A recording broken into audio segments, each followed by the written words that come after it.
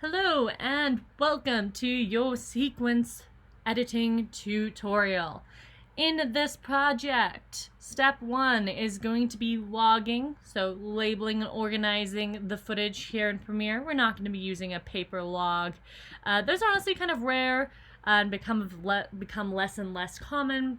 So typically when you're logging stuff, you are just arranging it in Premiere in your hard drive and labeling things. So we're going to practice, and we're also going to test your knowledge of terminology. So you want to go back to the composition lecture, watch through any videos there again, and kind of refresh yourself with the terms we use here in the video world. Maybe you've been in the photography world, the video world for a while now, and they're familiar to you. That's great, but let's demonstrate that here. I am going to give you a recap now, though. So, when I say logging, this is what I expect. I want you to rename every single shot that you have. So, we have approximately 27. I've thrown a few extra in your folder there as well. And you need to rename all of them. Now in Premiere, I've renamed a couple of these already. You're just going to do a nice, slow double click on these to rename them. And then you're going to be using commonly used acronyms. So, quick refresh, different types of shots. We have wide shots, medium shots, and close-ups. We also have extremes on all of those, and medium close-ups, and so on and so forth. But those all have acronyms. So here we have an MS, so a medium shot. Matt opening the cupboard here. This is Matt, he's a grad student here in the program. And here we have a close-up, so a CU, him getting jam. This would kind of be a medium wide shot over here. And so those acronyms, so MS is medium shot. So this would be a medium wide shot of opening fridge. And you just want to do a very brief description. As you can see here, there's not a lot of space for words. I know Americans call this jelly, but you know, I'm going to go with jam, because that's what I would call it. But yeah, make sure you're using those acronyms. So if it was, this is a close-up, I wouldn't call this an ECU. That would be an extreme close-up if it was, but this is just a close-up, so we're going to go CU, stirring peanuts, and so on and so forth here. Don't split hairs. Don't panic. You know, use your best judgment. Refresh your memory with the lectures, but typically CU, just a close-up, just has some details. Medium shot, these would be examples of some medium shots here as well, so MS's. And see, not really many wide shots in here. I mean, we have that medium wide shot. And if you're unsure, you're like, is this a close-up? Is this a wide shot? Go with a, medium close-up. So, an MCU, or, just go with a medium shot. These are definitely not medium shots. These are all single detail things.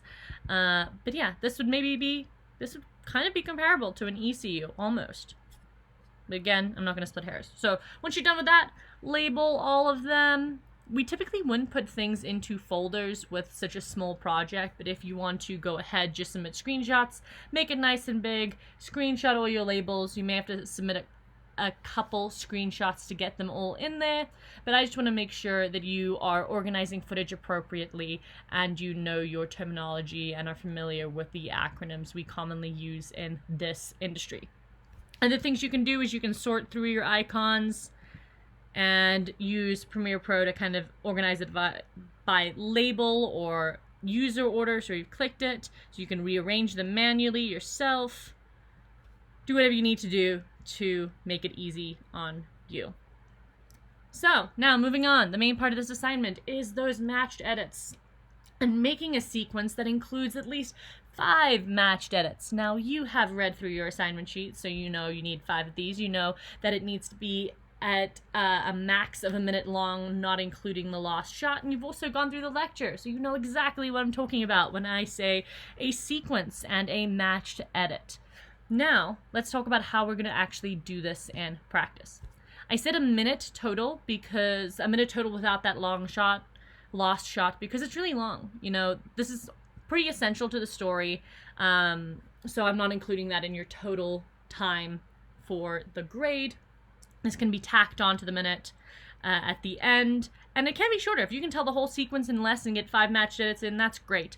But I'm going to take a bet and say you're going to be pretty close, because most people struggle to get this into a minute, usually you'll find that you edit the sequence together and that you've actually edited a 2-minute project and you're going to have to finagle cutting it down. So, look, you've gone through the footage, figure out what's going on here. You're going to have to compress time in a few spots. But I'm going to demonstrate not how to tell this whole story, but I'm going to show you what an example of a matched edit looks like when actually editing it.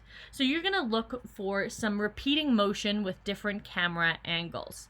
This is how you create matched edits with single cam shooting, which is what's happening here. In a movie, they're usually shooting with multiple cameras to create these matched edits we see so much.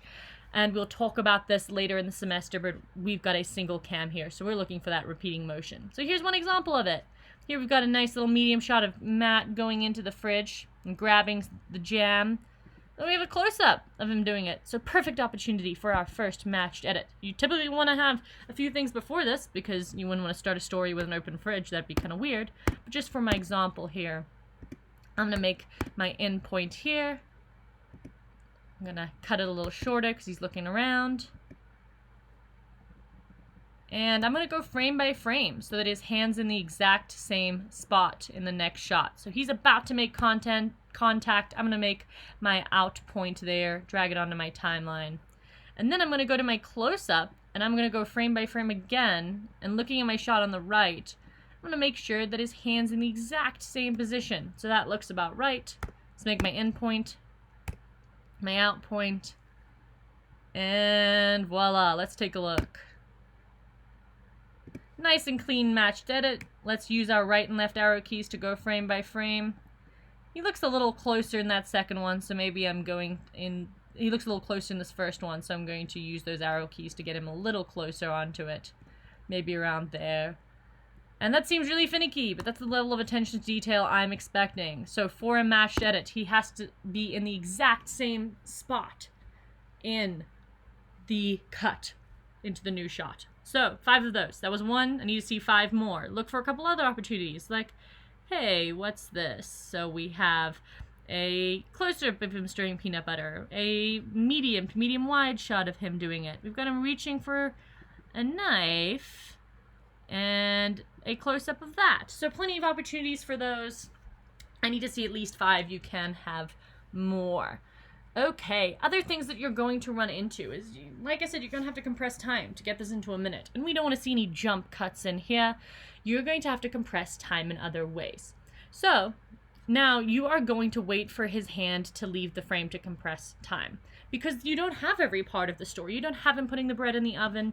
So if you get stuck, so let's say you have him in frame here and you have him stirring the peanut butter and he doesn't leave the frame and you don't have a shot to cut to, maybe you could cut this here and then cut to a close-up of him doing the oven if it makes sense in your story, or him grabbing the peanuts. But that, again, wouldn't really make too much sense considering that he's already made the peanut butter. Maybe he's making some chunky peanut butter. Whatever makes sense in your story here, make it work. But those are not matched edits. That's where you compress time. That's where you get yourself out of trouble, is you wait for him to leave the frame like he does in our jam shot that we used. He leaves the frame. Then you can really have the freedom to cut anywhere, like we saw in our examples in the lecture. Once the person has left the frame, you can cut anywhere, and this is where you compress time. You really can't compress time with these matched edits here. They're great, they add value to the production, but it's not for compressing time. So 5 of those, can see more, but it needs to be a full story, or at least a full sequence, because that's what we're doing here, with a beginning, middle, and end that makes sense.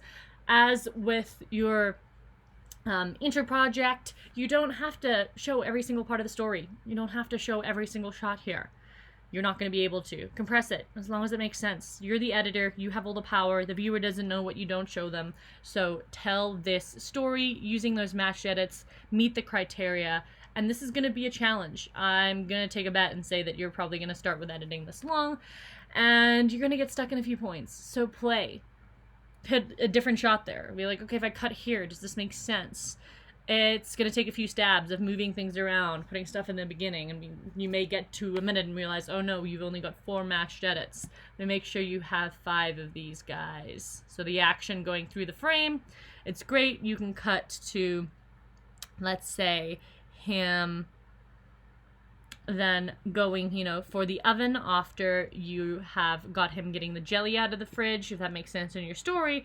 That's totally okay. But this is not going to create a matched edit. May make sense.